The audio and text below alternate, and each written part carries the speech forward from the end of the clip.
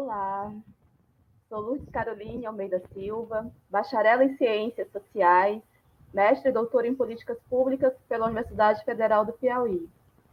Sou professora do curso de Ciências Sociais da UESP de Parnaíba. Nesta palestra titulada A Compreensão da Violência pelas Humanidades, viso trazer reflexões de autoras e autores das ciências humanas como Hannah Arendt, Thomas Hobbes, John Locke, Rousseau, Marx, Tocqueville, Durkheim, Weber, Bell Hooks, Pierre Bourdieu, Lélia Gonzalez e Sueli Carneiro, para que possam nos iluminar acerca dessa problemática cada vez mais presente e aprofundada em nossas vidas cotidianas, que é a violência, e dentre elas a violência psicológica. Nesse processo compreensivo da violência, darei destaque à relação entre violência patriarcal e sociedade capitalista, patriarcal e racista, e a dor de seus elementos indispensáveis, isolamento social e solidão. Sendo que desses elementos, conjugados com a violência patriarcal, decorrem adoecimento mental. Trarei também algumas pontuações sobre a realidade social violenta no Brasil. As autoras e os autores que embasam essa minha fala são as autoras e os autores que tenho trabalhado nos últimos anos em minhas atividades de pesquisa, extensão e ensino. Portanto, é um recorte bibliográfico muito pessoal meu que tenho estudado, mal na política e a violência contra as mulheres. Feita esta apresentação, passemos agora à compreensão da violência pelas humanidades. Para Hannah Arendt, a realidade é atordoante, mas podemos e devemos encará-la como ela é, sem nos envergarmos diante de seu peso. Assim poderemos nos reconciliar com a realidade. No entanto, a Arendt nos alerta sobre um fenômeno novo surgido no século XIX, o da recusa de encararmos qualquer coisa como é. E aí pergunto, como compreender os eventos e os fenômenos que compõem a nossa realidade se nos recusamos a encará-los tal como são? E isso exige que primeiro possamos entender o que seja essa compreensão, né? Antes de qualquer coisa, no livro A Dignidade da Política, Arendt diz que compreender não tem a ver com perdoar. Compreender para Arendt é a nossa maneira especificamente humana de estar, né? Cada um aqui vivos, estarmos vivos. Apesar de jamais produzir resultados inequívocos, mesmo sendo uma atividade interminável, é por meio da compreensão, em constante mudança e variação, que aprendemos a lidar com a nossa realidade. A compreensão nos permite a reconciliação com a realidade, resulta em significados produzidos em nosso próprio processo de vida, à medida que tentamos nos reconciliar com o que fazemos e com o que sofremos. A atividade de compreensão é necessária por conferir às nossas lutas sentido e por produzir uma nova desenvoltura no espírito e no coração humanos. Então, o processo de compreensão, em suas palavras, é nitidamente um processo de autocompreensão. Dessa forma, a compreensão nos permite as nossas inúmeras tentativas de nos sentirmos em casa no mundo. E aí vem uma outra questão. Como podemos nos sentir em casa em um mundo que conheceu os horrores totalitários e que, desde então, massificou em nossa sociedade massificada, cujas necessidades se tornaram incontroláveis, os mais diversos tipos de violência? Aí vem A Dignidade da Política. Arendt afirma que na experiência totalitária, que deixou todo um legado de um novo tipo de violência, o terror totalitário e de mal, o mal banal, entrevê-se a perda da busca de significado e da necessidade de compreensão, pois o totalitarismo tentou roubar do homem a sua própria natureza, sob o pretexto de transformá-la. A violência para Arendt, no livro sobre a violência, é o denominador comum do século XX. Embora a nossa autora tenha morrido em 1975, acredito que ela concordaria comigo acerca da violência também ser o denominador comum desses primeiros 24 anos do século XXI, que tanto aprimorou o desenvolvimento técnico dos implementos da violência, quanto, em suas palavras, o jogo de xadrez apocalíptico entre as superpotências. Nisso, a violência e as suas arbitrariedades são consideradas corriqueiras e, portanto, são negligenciadas. Vide o nosso extremo potencial suicida, com o desenvolvimento de armas de destruição total, ou seja, de destruição de toda forma de vida orgânica na Terra. Aqui entra um importante ponto sobre a violência. Ela anda de mãos dadas com a manipulação, sendo que os viciados em manipulação dificilmente percebem a realidade das coisas. E com a mídia de massa, somos todos e todas cada vez mais manipulados. O que nos leva a outro ponto que gostaria de destacar sobre o pensamento arendtiano da violência, qual seja, a violência não pode ser derivada do poder, que é o seu oposto. Nesse sentido, Arendt não pretende equiparar a violência ao mal. O que isso quer dizer? Quer dizer que a violência não é bestial nem irracional, de acordo com suas palavras. Frequentemente advém da raiva, um sentimento humano como qualquer outro.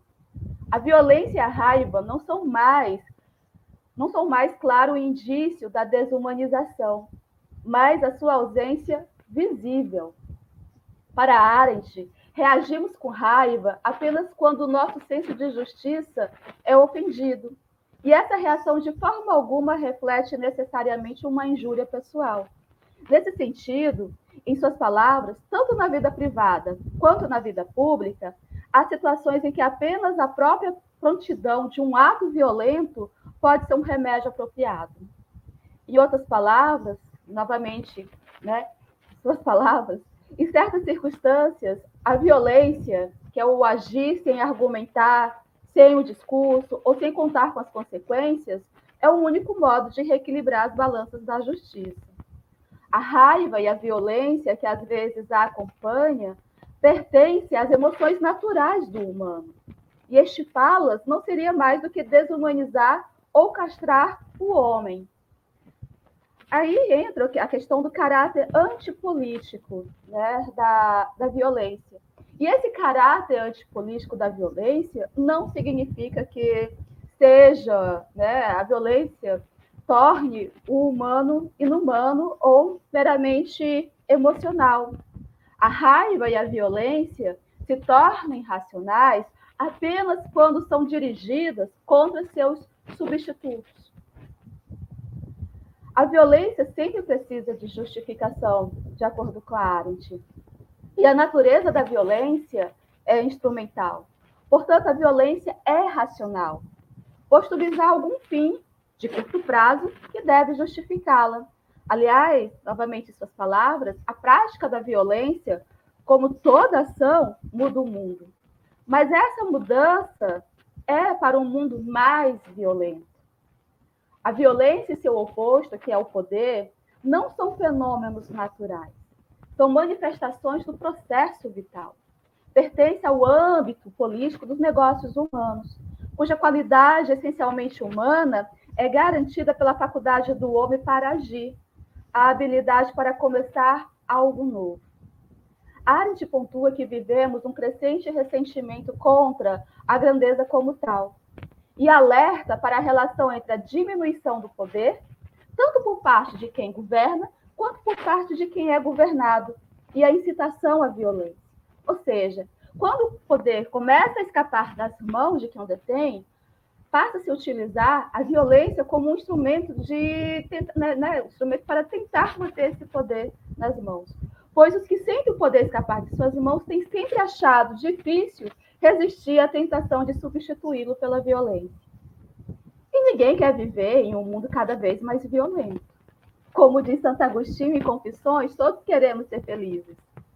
Por isso a importância de exercitarmos nossa faculdade de compreensão, a qual, conforme Arendt, em A Dignidade da Política, torna suportável para nós a convivência com outras pessoas, para sempre estranhas, em um mundo que nós compartilhamos.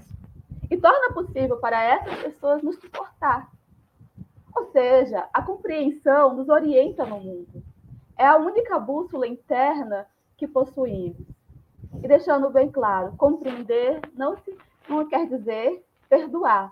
Compreender a violência é, como Abel Hooks diria, é a gente reconhecer que eu, vocês, todos nós, somos e fomos feridos por atos violentos. O reconhecimento dessas feridas, que são feridas de desamor, é um dos primeiros passos que podemos dar rumo, né, a essa compreensão que pode nos levar a atos de amor, né, a uma situação de uma realidade mais amorosa, como eu vou trabalhar lá no finalzinho, nas conclusões. Um outro teórico que eu gostaria de chamar a atenção aqui nessas falas sobre a violência é o Hobbes, o Thomas Hobbes. E ele, na epístola dedicatória ao conde Guilherme de Devonshire, escrita em 1646, diz que há 2 ditados verdadeiros. O primeiro desses ditados é o seguinte: o homem é um Deus para o homem. O segundo ditado, e que ficou mundialmente famoso, é o homem é um lobo para o homem. O homem é o lobo do próprio homem, né? O primeiro ditado, o homem é um Deus para o homem, conforme Hobbes, nos aproxima da semelhança com Deus pela justiça e a caridade, que são as virtudes da paz. O segundo ditado, o homem é um lobo para o homem, faz até mesmo com que os bons cidadãos, à vista da maldade dos outros, recorram às virtudes da guerra. E quais seriam essas virtudes da guerra? A violência e a intriga. E ele diz assim, que a partir disso, ao recorrer a essas virtudes da guerra, né, recorremos a elas, que é a violência e a intriga, como animais ferozes. Né? E a gente recorre como animais ferozes para ter segurança.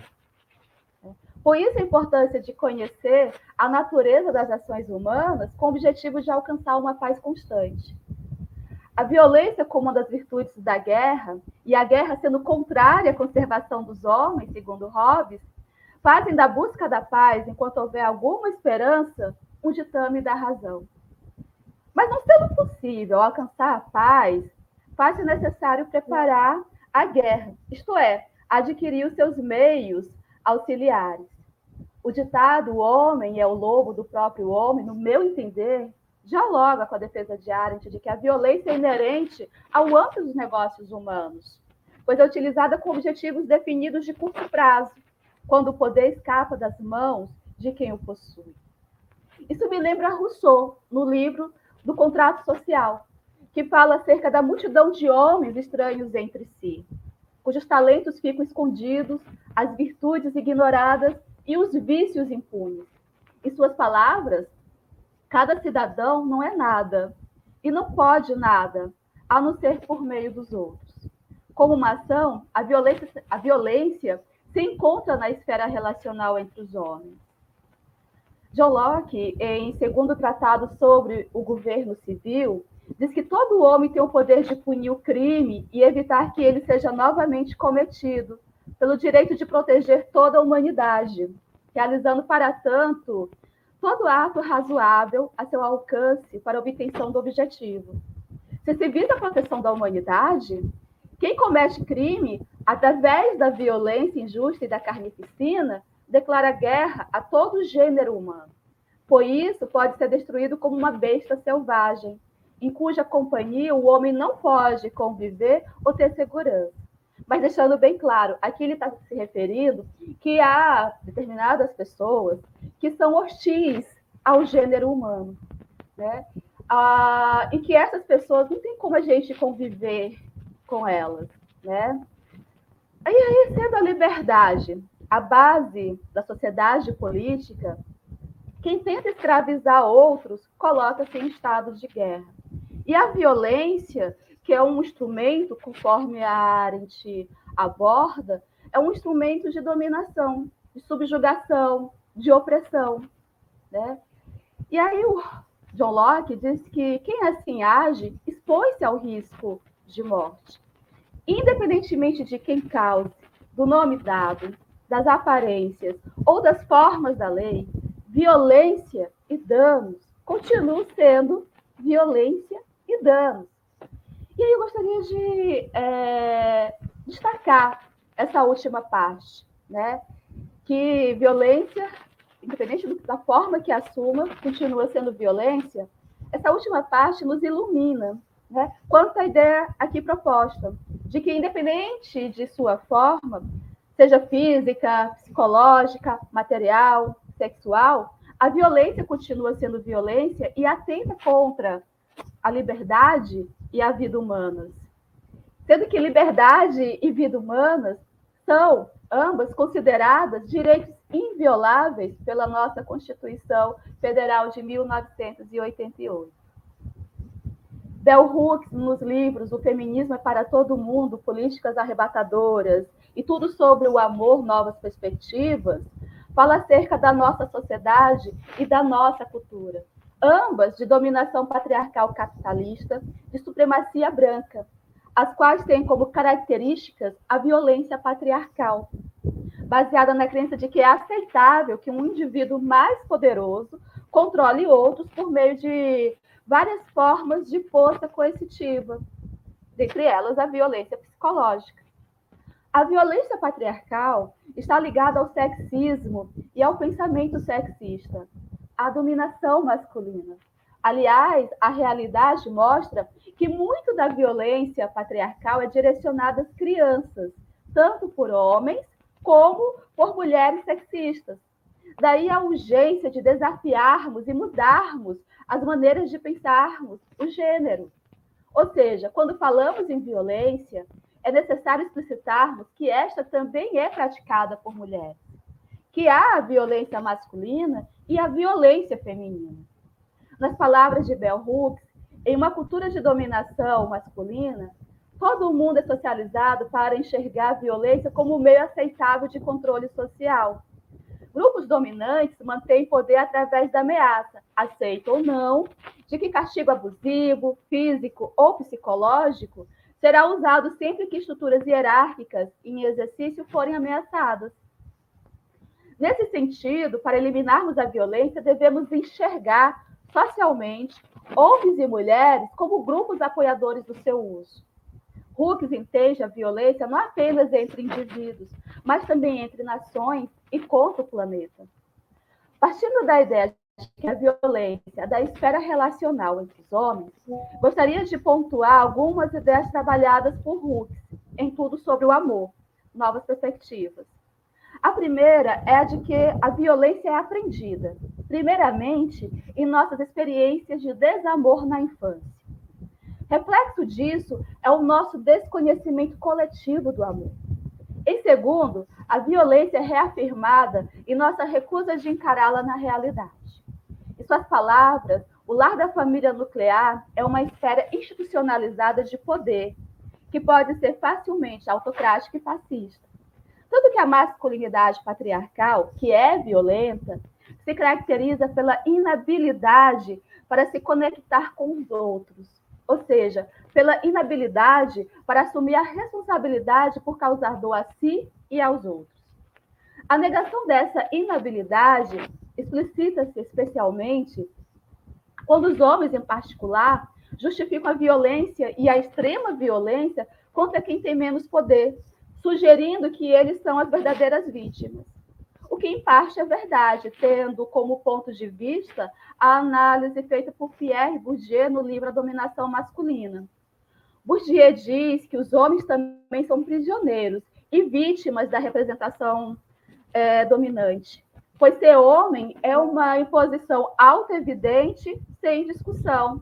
Os homens são governados pela honra, sendo uma força superior, né, a honra, uma transcendência social que toma corpo e que funciona como destino.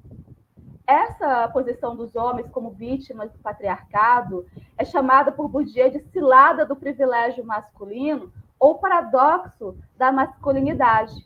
E o que seria isso? A imposição da virilidade em sua verdade de violência real ou potencial, que faz dela uma carga, que exige a validação por outros homens, tornando os homens vulneráveis, posto que é uma ilusão masculina. Em suas palavras, certas formas de coragem masculina, que na realidade são formas de covardia como matar, torturar, violentar, dominar, explorar e oprimir, são reflexo do medo de perder a estima do grupo, de exclusão do mundo dos homens sem fraquezas, dos que são chamados de duros porque são duros com o próprio sofrimento e, sobretudo, para com o sofrimento dos outros. Para Bourdieu, a ilusão original está na base da libido de dominar. Ela que faz com que os homens sejam socialmente instituídos e instruídos de modo a se deixarem prender como crianças em todos os jogos que lhes são socialmente destinados e cuja forma por excelência é a guerra. O trabalho constante de masculinização e de feminilização construiu socialmente a heterossexualidade branca como padrão universal de toda prática sexual normal. A família patriarcal branca foi transformada no princípio e modelo da ordem social como ordem moral, fundamentada na preeminência absoluta dos homens em relação às mulheres, dos adultos sobre as crianças.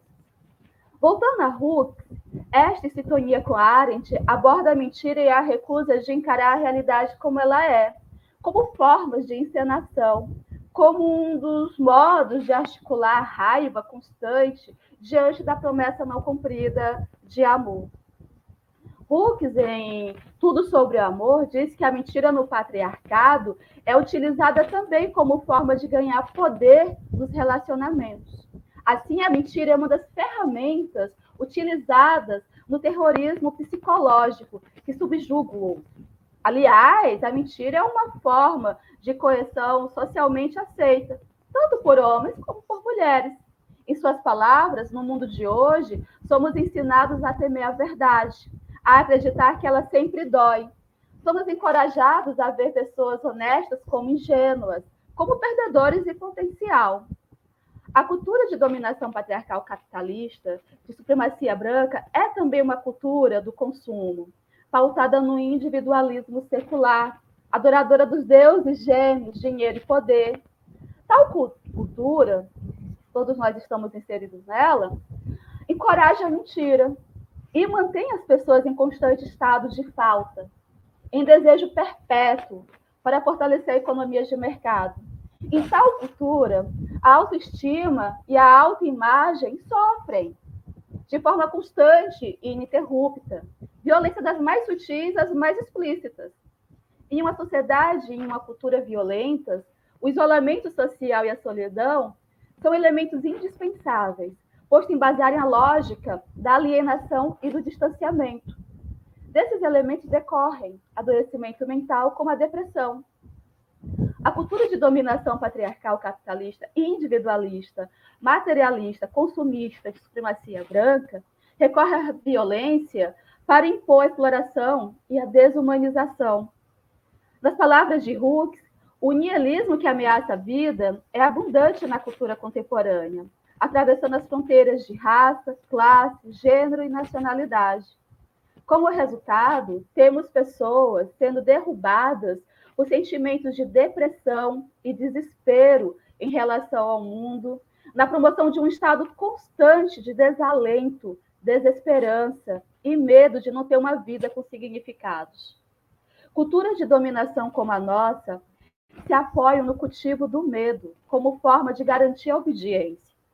O pavor individual e coletivo faz parte do nosso cotidiano e nos tornou obcecados pela ideia de segurança. Mas não questionamos o porquê, né, o motivo de vivermos em estados de extrema ansiedade e terror. A ausência desse questionamento, dentre seus fatores, atrela-se à manipulação produzida pelos meios de comunicação patriarcal de massa, que insistem na perpetuação da ética da dominação e da violência. Nas palavras de Hooks, todos somos afetados pelas imagens que consumimos e pelo estado de espírito em que estamos quando assistimos. Intimamente com a defesa de Sócrates, segundo Arendt, de que aquilo que pensamos e falamos influencia aquilo que nos tornamos. Agora eu vou fazer uma explanação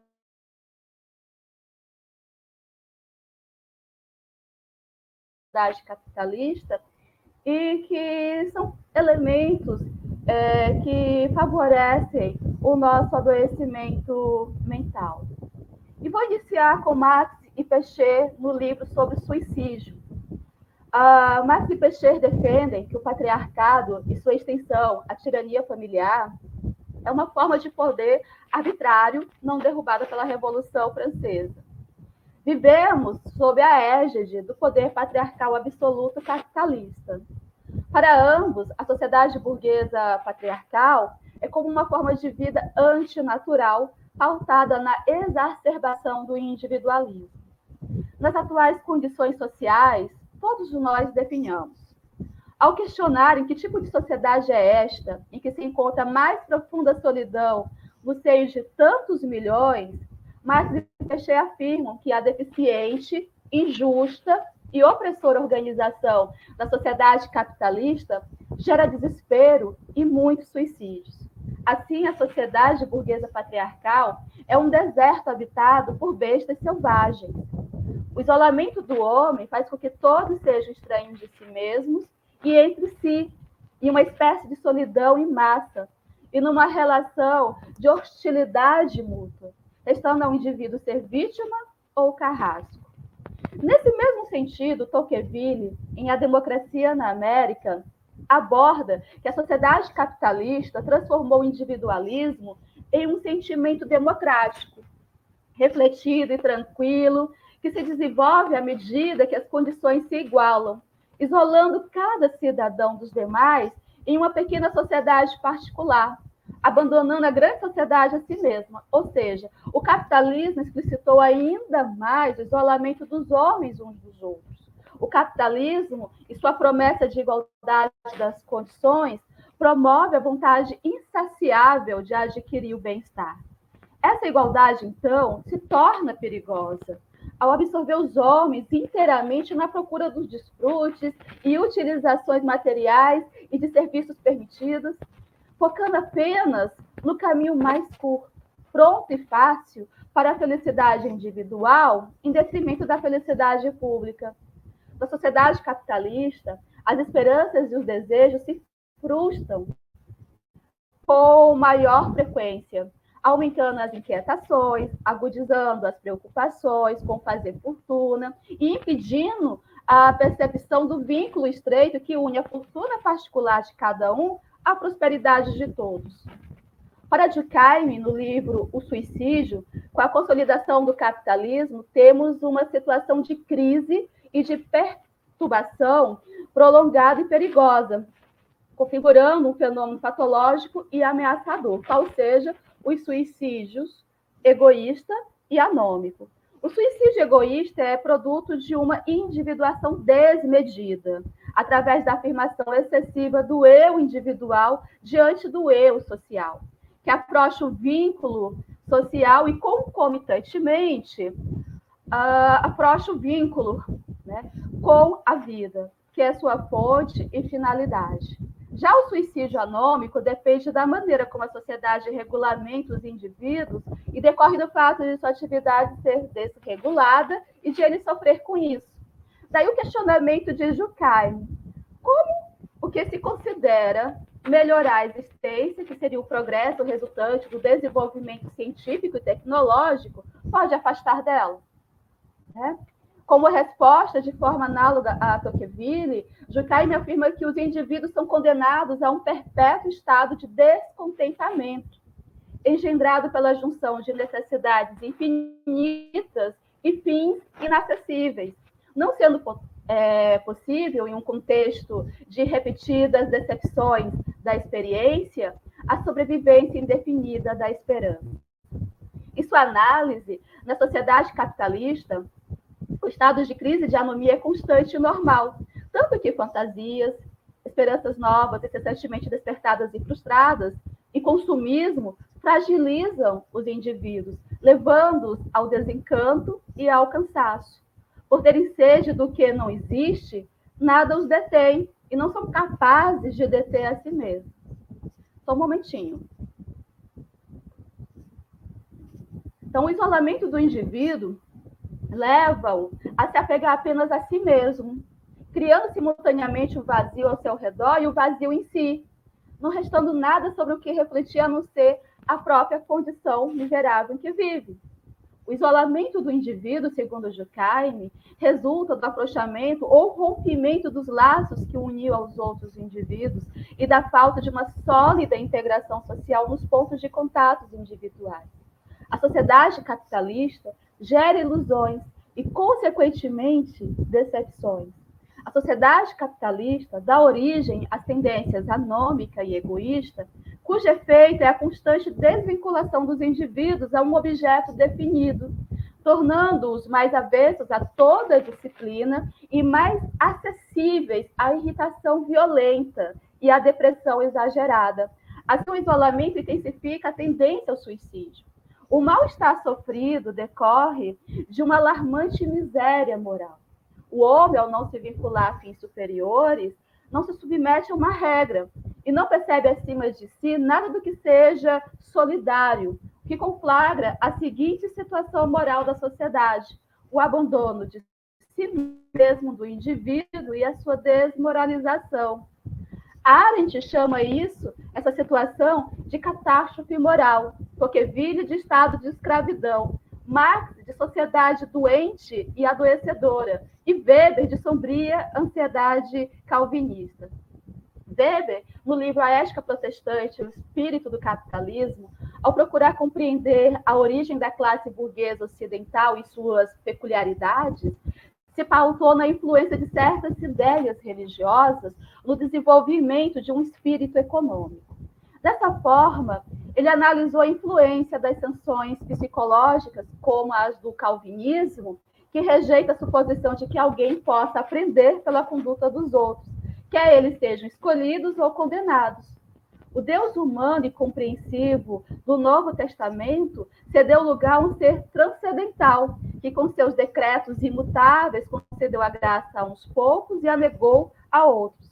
A consequência dessa doutrina, segundo as palavras de Weber, é de uma extrema desumanidade.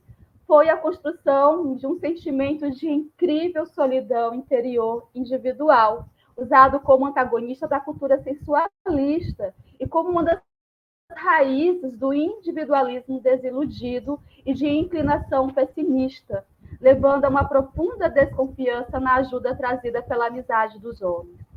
O intercurso dos calvinistas com seu Deus era levado a cabo em completo isolamento espiritual, eliminando qualquer meio de obtenção da graça de Deus e sendo considerado ilusório tudo o que fosse emocional, o que Weber chama de sombria ansiedade calvinista. Arendt, ao relatar o julgamento de Otto Adolf Eichmann, um burocrata nazista capturado e julgado por Israel, no livro Eichmann e Jerusalém, um relato sobre a banalidade do mal, destaca 3 das acusações direcionadas a ele. A primeira, crimes contra os judeus; a segunda, contra a humanidade; e a terceira, crimes de guerra. Eichmann, o acusado, ele sempre se declarava inocente no sentido da acusação. E isso suscitou em Arendt o questionamento: em que sentido Eichmann se considerava culpado? Já que para Eichmann a acusação de assassinato estava errada, pois teria matado o próprio pai se houvesse recebido ordem nesse sentido. Eichmann, em seu modo de ver, só podia ser acusado de ajudar e assistir à aniquilação dos judeus, a qual declarara ele em Jerusalém, fora um dos maiores crimes da história da humanidade. Eichmann, para Arendt, é o reflexo de um povo educado para a morte, uma nação moralmente decadente, que tinha no comando de Hitler o centro absoluto da ordem legal da Alemanha nazista. O ponto inocente, no sentido da acusação, pressupõe que Eichmann só ficava com a consciência pesada quando não fazia o que lhe ordenavam. Ele era uma pessoa mediana, normal, nem burra, nem doutrinada, nem cínica, mas inteiramente incapaz de distinguir o certo do errado, né? De acordo com a análise que a Arendt faz. Para ela, ele foi um jovem ambicioso, mas fracassado aos olhos de sua classe social, de sua família e aos seus próprios olhos. Ressentido, considerava sua própria vida uma cadeia sucessiva de frustração que contava uma inédita história infeliz. Aqui podemos encontrar o duplo vazio durkheimiano que volta os indivíduos apenas e irrefletidamente para sua própria condição miserável. E aí Arendt diz que Eichmann era um homem comum, ávido por reconhecimento e enriquecimento, que preferia ser enforcado como um tenente-coronel da reserva do que viver a vida discreta e normal de vendedor viajante. Tanto que o período mais feliz da sua vida foi o ano em que ficou em Viena, na chefia do Centro de Imigração dos Judeus Austríacos. E quando ele ficou lá nesse centro, ele era o responsável pela imigração forçada e pela expulsão da massa judaica, coordenando e negociando a morte, de pensar do ponto de vista. E aí a Arendt disse que as distorções da realidade que Eichmann fazia, atreladas à sua perniciosa memória deficiente, eram horríveis por causa do horror com que elas lidavam.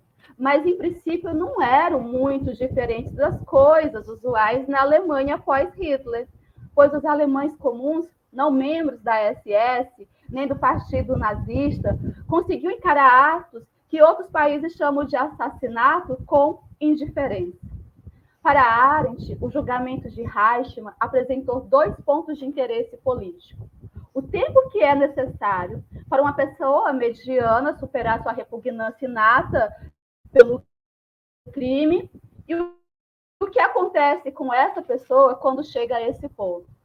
O alcance bem-sucedido desses 2 pontos, lá na Alemanha nazista, foi devido à utilização do método da familiarização dos envolvidos com a ideia acerca do extermínio. Aqui nós temos uma educação voltada para a morte, mediante a rotinização da violência, da tortura, da morte e do mal. E esse sucesso foi reforçado pela conivência e pela cooperação do povo alemão, que tinha consciência do que fazia. A esmagadora maioria do povo acreditava em Hitler. Contudo, contra essa sólida maioria na Alemanha nazista, ficava um número indeterminado de indivíduos completamente isolados e conscientes da catástrofe nacional e moral. Isolamento, na teoria arendtiana, pautado na filosofia política da Grécia Antiga, é impotência. A Alemanha nazista aprendeu a resistir ao não matar. O mal perdeu, de acordo com a Arendt, sua qualidade de tentação sobrenatural e escancarou-se como um aprendizado, a banalidade do mal. Em outras palavras, o problema Eichmann revela que muitos eram como ele, o que não significa para Arendt que haja um Eichmann em cada um de nós, mas que há um grande número de Eichmann que são bastante diferentes. Nem pervertidos, nem sádicos, mas terrível e assustadoramente normais. Uma normalidade muito mais apavorante do que todas as atrocidades juntas, que fez surgir um novo tipo de criminoso, que comete seus crimes em circunstâncias que tornam praticamente impossível para ele saber ou sentir que está agindo de modo errado. Para Arendt, os homens não servem mais a Deus, mas a ideias, e que, possuídos por estas, agem como demônios, em uma absoluta flexão, pois essas ideias expulsam da mente qualquer tipo de consideração mais comum, provocando uma ausência de estranha possessão, faz com que uma ideia seja sentida e posta em prática. E aí nós temos a encarnação das ideias, que significa que seus emissários podem ser transformados em ídolos. E o ídolo significa que o homem se torna Deus, governado por uma ideia e pelo auto-engano. Daí que o verdadeiro bem não é o mal ou o crime. Para Arendt, o verdadeiro oposto do bem é simplesmente a indiferença. Dessa maneira, o novo Deus seria a pura indiferença. Em As Origens do Totalitarismo, Arendt diz que a compulsão do terror total comprime as massas de homens isolados, umas contra as outras, e lhes dá apoio em um mundo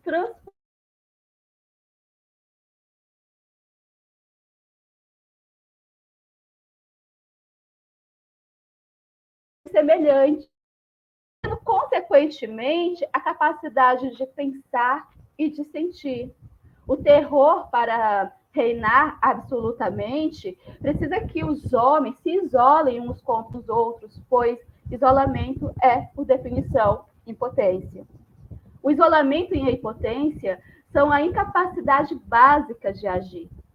O isolamento da esfera política corresponde à solidão dos contatos sociais, mas ela faz uma diferenciação muito importante. Ela diz que isolamento e solidão não são iguais.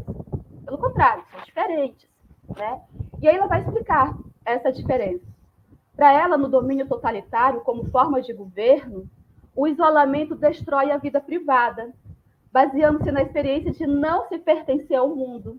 Já a solidão é uma experiência radical e desesperada que alguém pode ter, relacionada ao desraigamento ou ausência de raízes, de um lugar no mundo reconhecido e garantido pelos outros. E também está ligada à superfluidade, ou total não pertencimento ao mundo,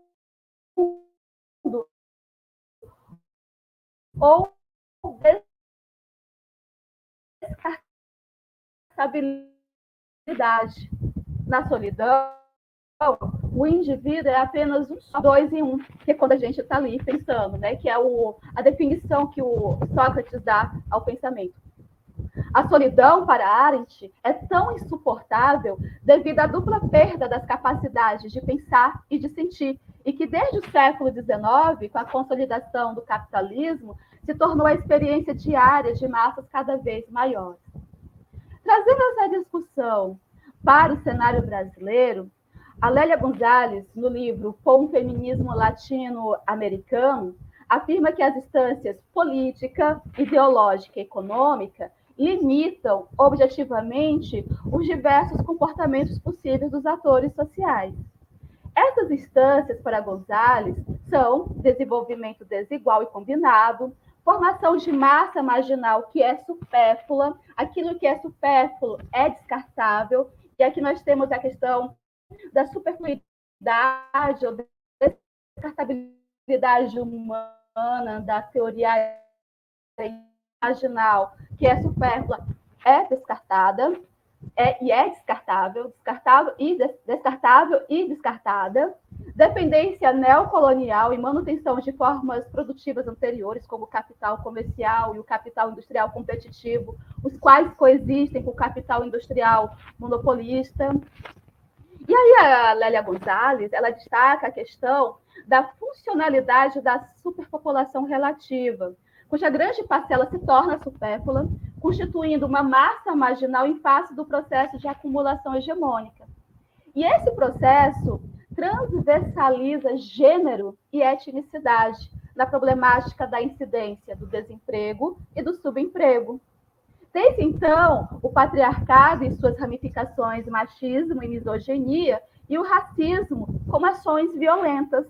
Ou seja, o racismo e o pensamento patriarcal são construções ideológicas e conjuntos de práticas que beneficiam determinados interesses.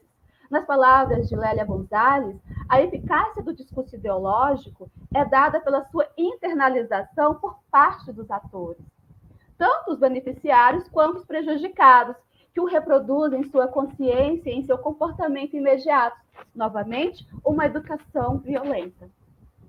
Quanto à transversalidade, sexo e raça na sociedade capitalista, a mulher negra é excessivamente sobrecarregada com os mais diversos tipos de trabalho aqui no Brasil.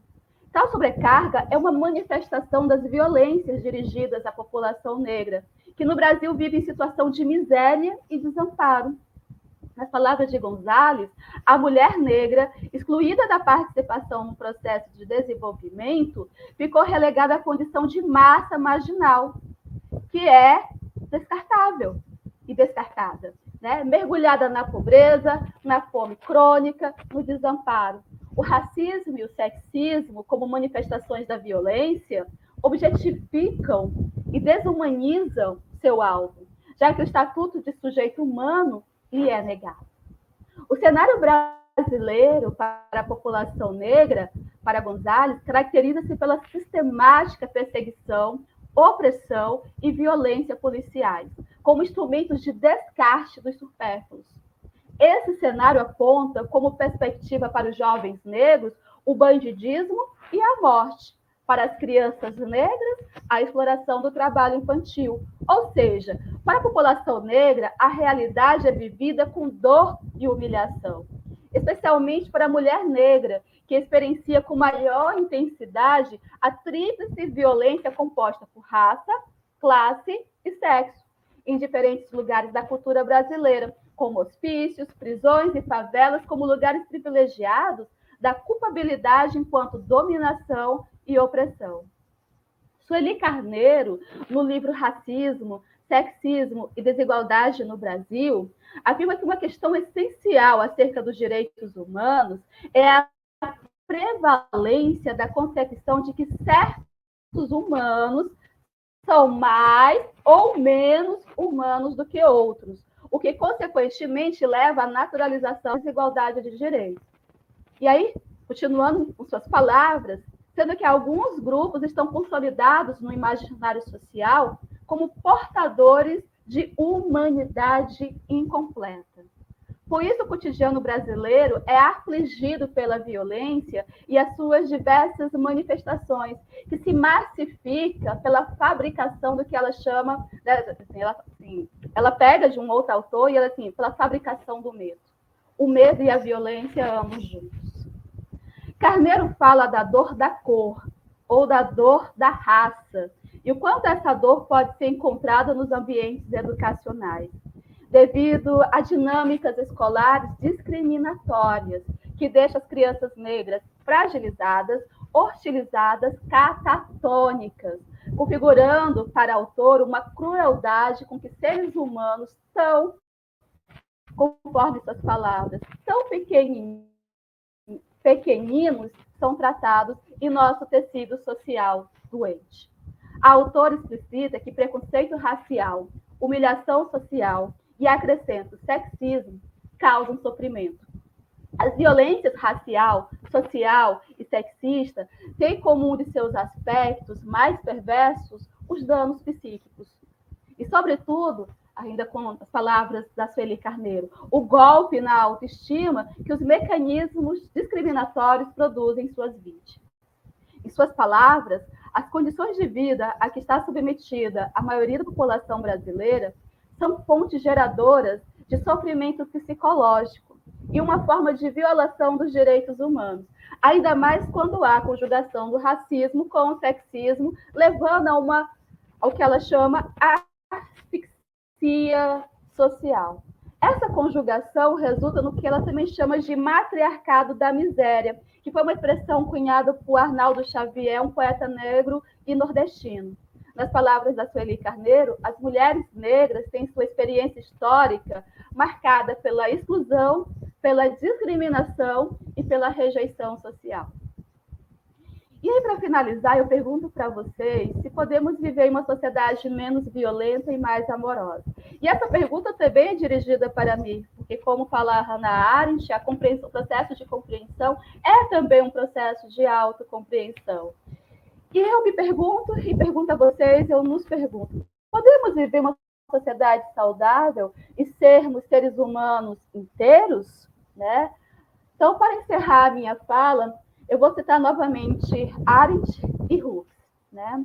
Arendt, no texto A Crise na Educação, que é um dos capítulos do livro Entre o Passado e o Futuro, nos diz o seguinte, abre aspas, o que nos diz respeito é a relação entre adultos e crianças em geral, ou para colocá-lo em termos ainda mais gerais e exatos, nossa atitude face ao fato da natalidade. O fato de todos virmos ao mundo ao nascermos e de ser um mundo constantemente renovado mediante o nascimento. A educação é o ponto em que decidimos se amamos o mundo bastante para assumirmos a responsabilidade por ele. E com tal gesto, salvá-lo da ruína, que seria inevitável não fosse a renovação e a vinda dos novos e dos jovens. A educação é também onde decidimos se amamos as nossas crianças para não expulsá-las de seus próprios recursos. E tampouco arrancar de suas mãos a oportunidade de empreender alguma coisa nova e imprevista para nós, preparando-as, em vez disso, com antecedência, para a tarefa de renovar um mundo em comum. Temos, assim, nas palavras de Arendt, a defesa do amor mundi, que é a nossa responsabilização com a infância, os novos começos, para que estes possam assumir a responsabilidade de cuidar e renovar o mundo que todos nós compartilhamos com os que estão vivos e com aqueles que ainda virão. E também com os que já não estão mais entre os vivos, aqueles que já morreram. Né? Porque, como diz a Virginia Woolf, os mortos vivem em nós. E nós futuramente também morreremos, mas poderemos continuar nas novas gerações. E para que isso aconteça, precisamos ter a prática do amor mundi, essa responsabilização pelas novas gerações e uma responsabilização amorosa, respeitosa, cuidadosa. Hooks, no livro Tudo sobre o Amor, defende que o amor é uma ação, tal como a Hannah Arendt também, que combina cuidado, compromisso, confiança, sabedoria, responsabilidade e respeito. O amor para Hooks é a vontade de nutrir o nosso crescimento espiritual e da outra pessoa. É o compartilhamento com outros da compreensão comum do que significa amor para cultivar o amor. Né? O que significa amar? O que significa o amor? Quando a gente aprende isso, a gente pode cultivar realmente o amor. Sendo que temos nossas primeiras e mais importantes experiências de desamor na infância. Por isso mesmo, precisamos nos responsabilizar pela infância, tal como defende a Hannah Arendt, para que as novas gerações aprendam sobre o amor, através de cuidados e educação amorosos. Pois, em suas palavras, né, nas palavras de Bell Hooks, aprender como nos amar e como amar os outros dependerá da existência de um ambiente amoroso, já que o amor próprio não pode florescer em isolamento. Além de nos responsabilizarmos pela educação amorosa da infância, acredito que Arendt concordaria com o Hooks sobre a importância da construção de laços de amizade. Nas palavras de Hooks, o amor verdadeiro é a base de nosso envolvimento com nós mesmos, com a família, com os amigos, com companheiros, com todos que escolhemos amar.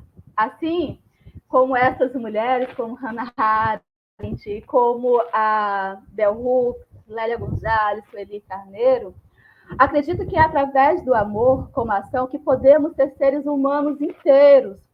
A inteireza humana que a Sueli Carneiro nos fala.